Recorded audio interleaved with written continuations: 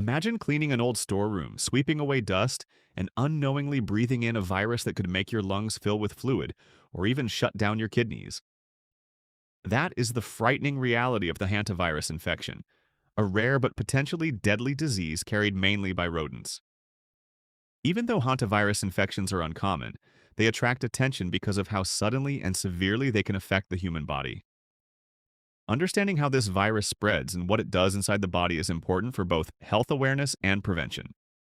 What is hantavirus? Hantavirus is not a single virus, but a group of viruses carried mostly by rodents such as rats and mice. These animals usually do not become sick themselves, but they can spread the virus to humans through urine, saliva droppings.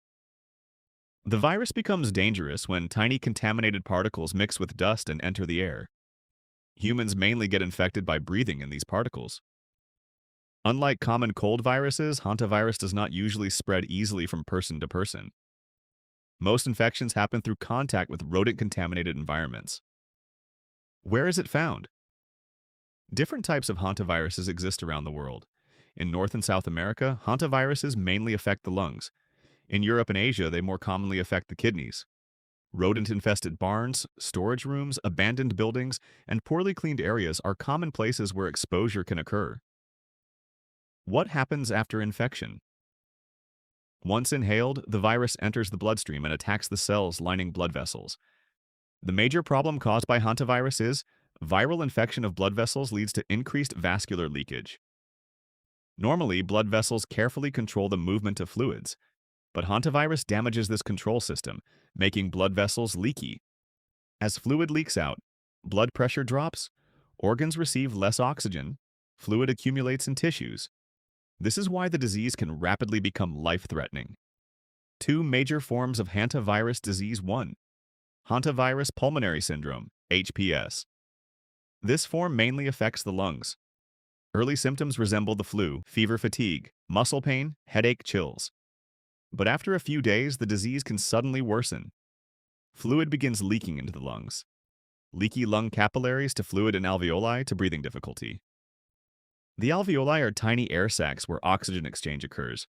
When they fill with fluid, oxygen cannot enter the bloodstream properly. This causes severe coughing, chest tightness, shortness of breath, low oxygen levels. Some patients require ventilators because the lungs can no longer function effectively. 2. Hemorrhagic fever with renal syndrome, HFRS. This form mainly targets the kidneys. The kidneys normally filter waste from blood using tiny filtering units called nephrons. Hantavirus damages blood vessels inside the kidneys, reducing filtration. Kidney blood vessel damage leads to reduced filtration, leads to waste buildup. Symptoms may include lower back pain, reduced urination, blood in urine, swelling, fatigue. In severe cases, acute kidney failure can develop. Interestingly, much of the damage in hantavirus infection comes from the body's own immune response. When the immune system detects the virus, it releases inflammatory chemicals to fight it. But this strong immune reaction also increases blood vessel permeability, worsening fluid leakage. So, part of the disease is caused not only by the virus itself, but also by the body's attempt to destroy it.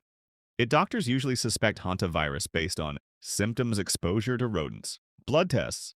Laboratory tests can detect antibodies or viral genetic material. Chest x-rays may show fluid accumulation in the lungs, while blood tests may reveal kidney dysfunction. Currently, there is no specific antiviral cure for most hantavirus infections. Treatment mainly focuses on supportive care. Oxygen therapy, IV fluids, blood pressure support, dialysis for kidney failure, ventilator support, and severe lung disease. Early hospitalization greatly improves survival chances. Since rodents are the main carriers, prevention focuses on avoiding rodent exposure. Important preventive measures include keeping homes clean, sealing holes and entry points, properly storing food, wearing gloves and masks while cleaning rodent droppings, spraying disinfectant before cleaning contaminated areas. Sweeping dry rodent droppings directly is dangerous because it can release virus-containing particles into the air. Final thoughts.